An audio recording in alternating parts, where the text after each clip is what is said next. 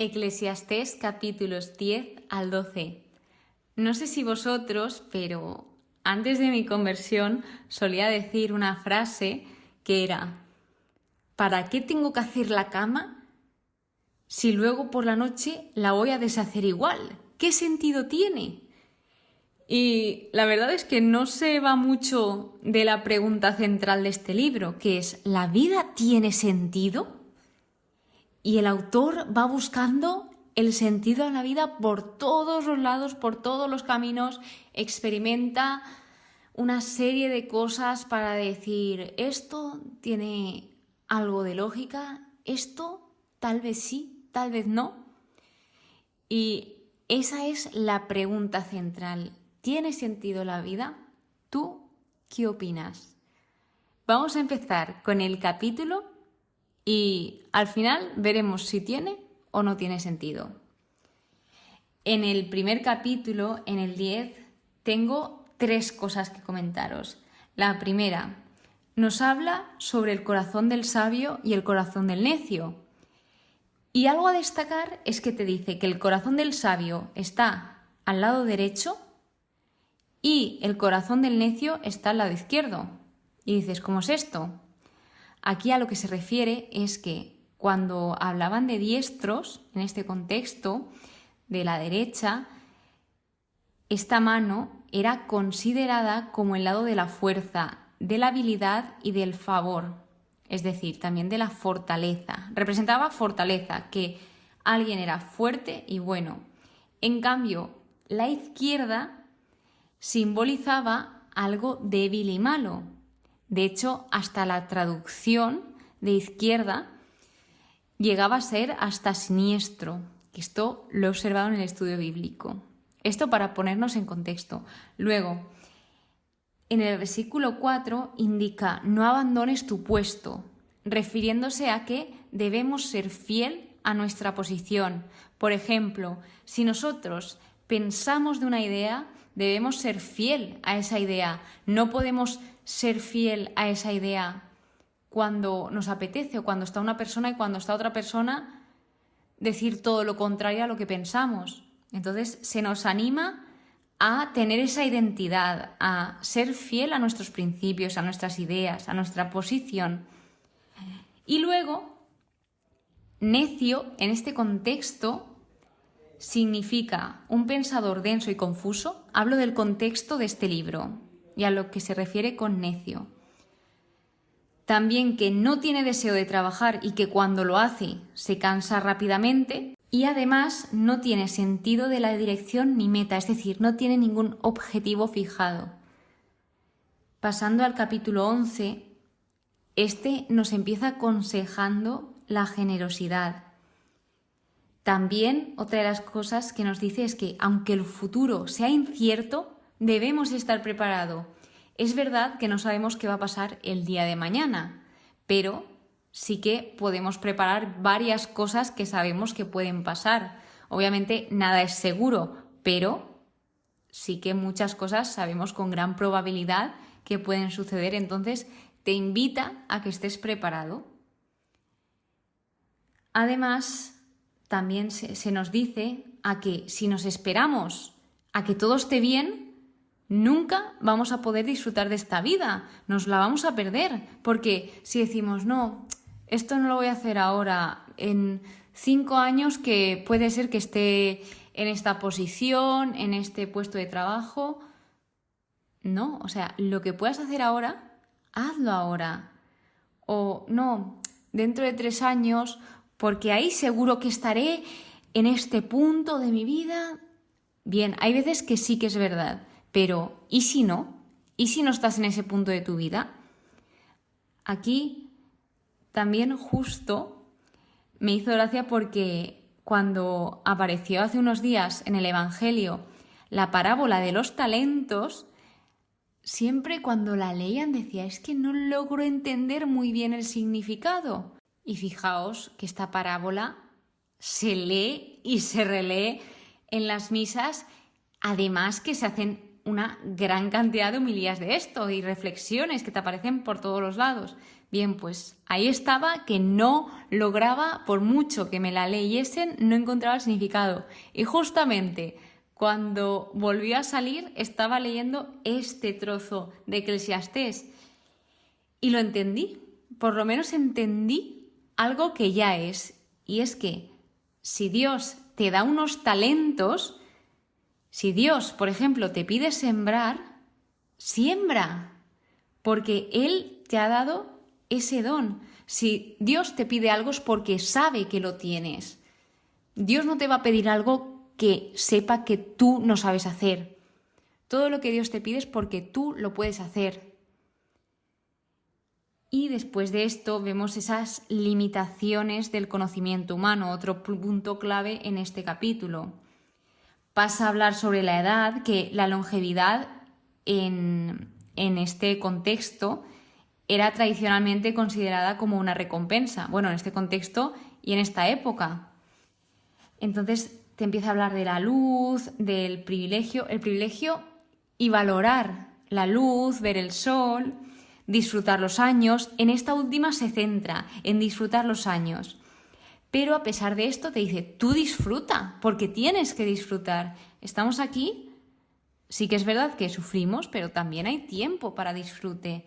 Entonces dice, tú disfruta, pero ten en cuenta, tienes que saber que hagas lo que hagas, Dios te va a juzgar. Es decir, tú sabrás cómo vas a disfrutar, si sabiamente o de forma necia. Así que este es el antídoto y la antítesis de esa premisa que nos está repitiendo el autor de Debajo del Sol, de la vida aquí, de la vida terrenal. ¿Cuál es esta antítesis? Que la vida se vive no solo para esta vida, sino también para la eternidad. Es decir, nosotros debemos de saber vivir y de vivir, disfrutar, pero también debemos de saber qué está bien y qué está mal, y que Dios es un Dios justo. Si a nosotros nos gusta la justicia y que se haga justicia, Dios la hace. Por lo tanto, Él así lo hace. Entonces, aquí aún no lo sabían, en el Antiguo Testamento tenían muchísimo desconocimiento por esa eternidad, pero Jesús vino a dar esa plenitud y a dejar más claro este concepto de la vida después de la muerte. Entonces aquí ya empieza a resolverse esa pregunta de ¿la vida tiene sentido? El capítulo 12 dice algo muy importante y que quiero comentaros. Empieza, acuérdate de tu Creador en tus días mozos, en tus días de la juventud. Aquí en específico se refiere a estos días. ¿Y por qué? Porque cuando somos jóvenes, todas las facultades son más activas y vigorosas. Además, es que encima son capaces de goces superiores. Cuando somos jóvenes, estamos llenos de energía, podemos hacer muchísimas más cosas. Entonces, aquí dice, acuérdate de Dios en tu juventud.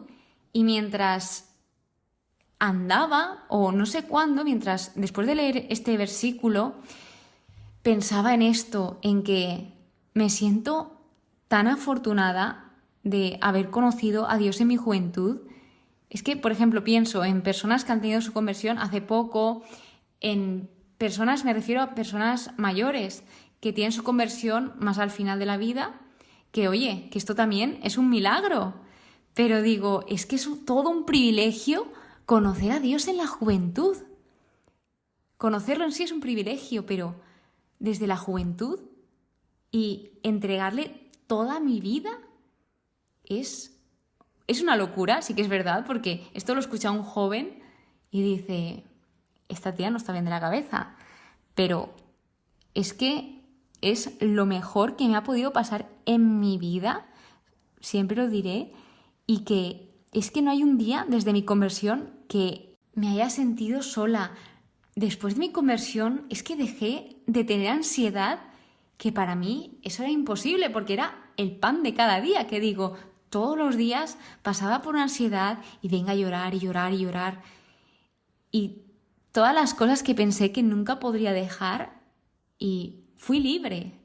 Y así es lo que hizo Dios en mi vida, que ojalá todos nos acordemos de Dios, de que Dios está ahí, tengas la edad que tengas. Aquí habla de la juventud, pero se puede referir a todas las edades.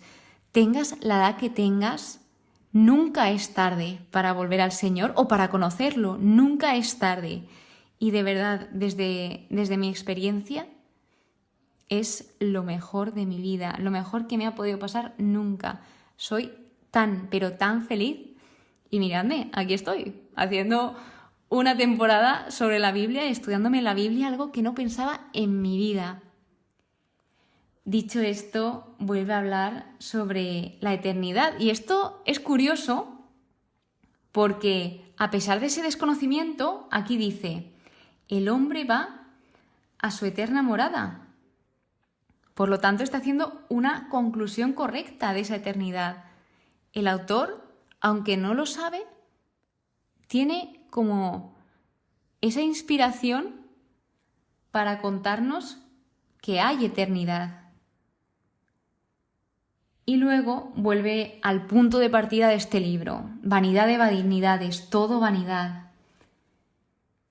Tras esto viene el epílogo, que esto ya es de la obra de un discípulo del autor. Es decir, este libro está compuesto por el maestro y el autor, que el autor es anónimo y es el que escribe todo para que escuchemos ese gran mensaje o esos gran mensajes que nos quiere transmitir del maestro. Así pues, hace una descripción de Coelet y nos dice que era un hombre sabio, que enseñó doctrina, que ponderó, investigó y compuso muchos proverbios y que trabajó sin descanso inventando, atentos, frases felices y escribiendo con acierto sentencias verídicas. Este libro se suele asociar con Salomón. De modo que la conclusión de este libro empieza diciendo: hijo mío, que esto nos recuerda a Proverbios, de ese padre aconsejando a sus hijos, ten cuidado, nos dice, ten cuidado con escribir muchos libros, porque es algo que nunca acaba, porque podemos pasarnos la vida escribiendo libros y no acabar nunca. Y luego se refiere a estudiar demasiado. Aquí, ojo, que mucha gente se puede aprovechar de esto. Aquí, con lo que se refiere con que tengas cuidado con estudiar demasiado, es que por mucho que estudies, puedes ser el hombre más sabio del mundo y aún así nunca entender ese sentido. Porque Salomón era el hombre más sabio del tiempo y aún así él empezó diciendo que no había conocido esta felicidad por no haber sabido aplicar esa sabiduría. Entonces, a lo que se refiere aquí es, tú puedes estudiar mucho, sí, puedes saber muchísimo, pero hay preguntas que nunca vas a encontrar esa respuesta, porque hay cosas que no tienen respuesta o que la respuesta te llegará cuando te tenga que llegar. Entonces concluye con ese versículo 13 diciendo: teme a Dios y guarda sus mandamientos. El mismo autor del libro, buscando todos los caminos, concluye en este versículo. ¿Y a qué se refiere? A que él ha estudiado las dos posibilidades de ver la vida sin Dios y viendo la vida con Dios. Y es un hombre sabio, hemos visto que lo ha descrito como un hombre sabio. Entonces, él ha experimentado estos dos caminos y concluye con que con el temor a Dios y guardando sus mandamientos, ese es el mejor modo de vivir, porque con Dios todo tiene sentido. Oye, entonces, ¿hacer la cama para volverla a deshacer tiene sentido? Te aseguro que antes de mi conversión me preguntaba esto todos los días y era muy perezosa para hacer la cama y ahora nada más me levanto, la hago. Así que ¿la vida tiene sentido? Claro que tiene sentido. Y allí os he enseñado ese ejemplo de cómo era mi vida sin Dios, que decía, ¿para qué voy a hacer la cama si la voy a deshacer por la noche? y con Dios, que nada más levantarme ya estaba hecha. Ahí os dejo que reflexionéis. Muchísimas gracias por estar aquí, muchísimas gracias por escucharme, de verdad. También pido perdón por si algún momento no me he sabido explicar, lo intento, es unos temas muy complicados de tratar, intento contároslo lo mejor que puedo y nada, eso era todo. Así que espero que pases muy buen día y que Dios te bendiga.